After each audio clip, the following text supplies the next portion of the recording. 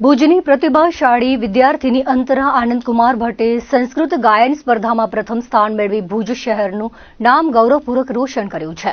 Town hall ખાતે આયોજિત આ સ્પર્ધામાં અંતરાએ એક દંતાય વક્રતુંડાય જેવી સુમધુર કૃતિ રજૂ કરી હતી, જેને શ્રોતાઓ અને જજ મંડળે વિશેષ પ્રશંસા આપી હતી. આ સ્પર્ધાનું આયોજન સંસ્કૃત ભારતી સહિતની અગ્રણી સંસ્થાઓ દ્વારા કરવામાં આવ્યું હતું. કાર્યક્રમ દરમિયાન ભાગેશ ઝા સહિતના મહાનુભાવો દ્વારા પ્રેરણાદાયક માર્ગદર્શન આપવામાં આવ્યું હતું. વિજયી તરીકે અંતરાને સંસ્કૃત પ્રતિભા સ્મૃતિ ચિહ્ન તેમજ પ્રમાણપત્ર એનાયત કરવામાં આવ્યા હતા.